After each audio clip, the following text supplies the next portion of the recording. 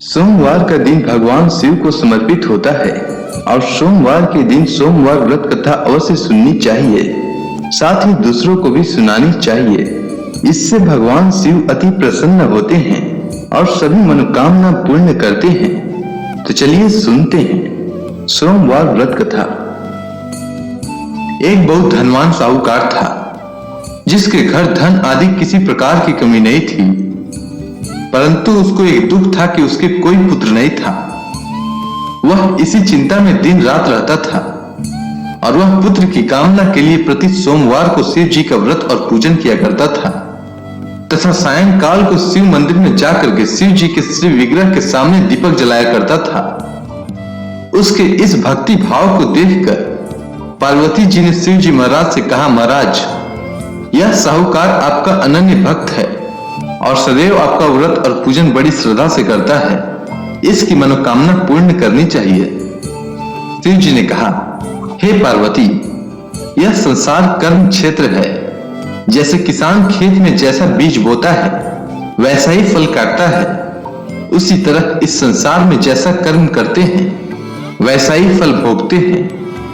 पार्वती जी ने अत्यंत आग्रह से कहा, महाराज, जब यह आपका अनन्य भक्त है और इसको अगर किसी प्रकार का दुख है तो उसको अवश्य दूर करना चाहिए, क्योंकि आप सदैव अपने भक्तों पर दयालु होते हैं और उनके दुखों को दूर करते हैं। यदि आप ऐसा नहीं करेंगे तो मनुष्य आपकी सेवा तथा व्रत क्यों करेंगे? पार्वती जी का ऐसा आग्रह देख शिव जी महाराज कहने लगे, हे पार्वती, इसके कोई पुत्र नहीं है। इसी चिंता में यह अति दुखी रहता है। इसके भाग्य में पुत्र न होने पर भी मैं इसको पुत्र की प्राप्ति का वर देता हूं, परंतु यह पुत्र केवल 12 वर्ष तक जीवित रहेगा। इसके पश्चात वह मृत्यु को प्राप्त हो जाएगा। इससे अधिक मैं और कुछ इसके लिए नहीं कर सकता। यह सब बातें साहूकार सुन रहा था। इससे उसको न तो कुछ प्रसन्नता हुई और न ही कुछ दुख हुआ। वह पहले जैसा ही शिव जी महाराज का व्रत और पूजन करता रहा। कुछ काल व्यतीत हो जाने पर साहूकार की स्त्री गर्भवती हुई और 10वें महीने उसके गर्भ से अति सुंदर पुत्र की प्राप्ति हुई। साहूकार के घर में बहुत खुशियां मनाई गई, परंतु साहूकार ने उसकी केवल 12 वर्ष की आयु जान कोई अधिक प्रसन्नता प्रकट नहीं की और न ही किसी को इसके बारे में बताया।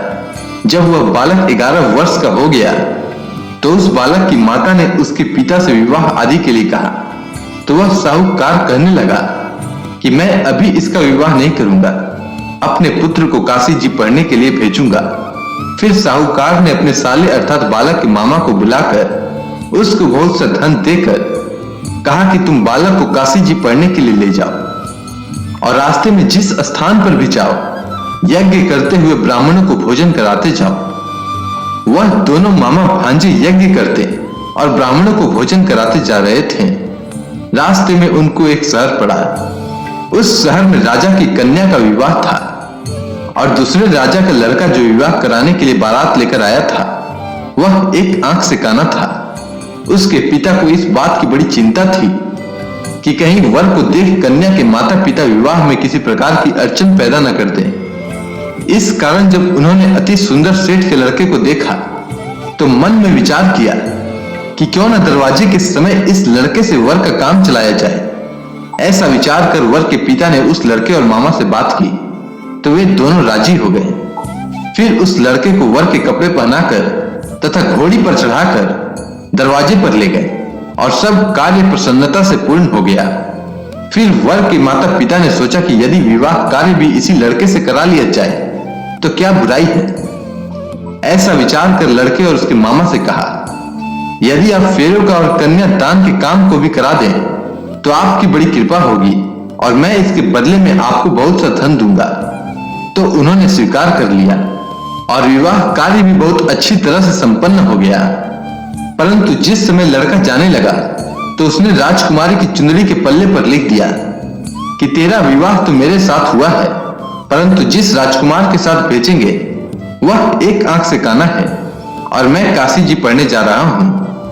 लड़के के जाने के पश्चात उस राजकुमारी ने जब अपनी चुंदड़ी पर ऐसा लिखा हुआ पाया तो उसने राजकुमार के साथ जाने से मना कर दिया और कहा कि यह मेरा पति नहीं है। मेरा विवाह इसके साथ नहीं हुआ है, वह तो काशी जी पढ़ने गया है। राजकुमारी के माता पिता ने अपनी कन्या को विदा नहीं किया और बारात वापस चली गई। उधर सेठ का लड़का और उसका मामा काशी जी में पहुंच गए। वहां जाकर उन्होंने यज्ञ करना और लड़के ने पढ़ना शुरू कर दिया। जब लड़के की आयु 12 साल की हो गई, उस दिन उन्होंने यज्ञ रचा रखा था कि लड़के ने अपने मामा से कहा, मामा जी आज मेरी तबीयत कुछ ठीक नहीं है। मामा ने कहा कि अंदर जाकर सो जाओ। लड़का अंदर जाकर सो गया और थोड़ी देर में उसके प्राण निकल गए। जब उसके मामा ने आकर देखा कि वो मुर्दा पड़ा है तो उनको बड़ा दुख हुआ और उन्होंने सोचा कि अगर मैं अभी रोना पीटना मचा दूंगा तो यज्ञ का कार्य अधूरा रह जाएगा। अतः उसने जल्दी से यज्ञ का कार्य समाप्त कर ब्राह्मणों के जाने के बाद रोना पीटना आरंभ कर दिया। संयोगवश उसी समय शिव पार्वती उधर से गुजर रहे थे। जब उन्होंने जोर जोर से रोने की आवाज सुनी तो पार्वती जी ने कहा, महाराज कोई दुखिया रो रहा है, इसके कष्ट को दूर कीजिए। जब शिव पार्वती ने पास जाकर देखा तो वहां एक लड़का मुर्दा पड़ा था। पार्वती जी कहने लगी, महाराज यह तो उसी सेठ का लड़का है जो आपके वरदान से हुआ था। शिव जी कहने लगे, हे पार्वती, इसकी आयु इतनी ही थी सो यह भोग चुका। तब पार्वती जी ने कहा, हे महाराज, इस लड़के को और आयु दीजिए, नहीं तो इसके माता पिता तड़प तड़प कर मर जाएंगे। पार्वती जी के बार बार आग्रह करने पर शिव जी ने उसको जीवन वरदान दिया और शिव जी महाराज की कृपा से लड़का जीवित हो गया।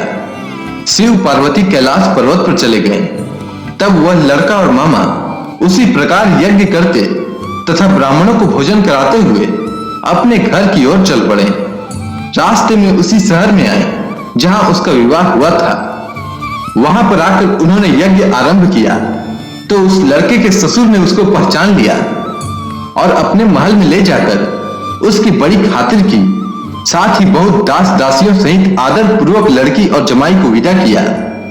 जब वह अपने शहर के निकट आए तो मामा ने कहा कि मैं पहले तुम्हारे घर जाकर खबर कर लेता हूं। जब उस लड़के का मामा घर पहुंचा तो लड़के के माता पिता घर की छत पर बैठे थे और यह प्रण कर रखा था कि यदि हमारा पुत्र सकुशल लौट आया तो हम राजी खुशी नीचे आ जाएंगे, नहीं तो छत से गिरकर अपने प्राण त्याग देंगे।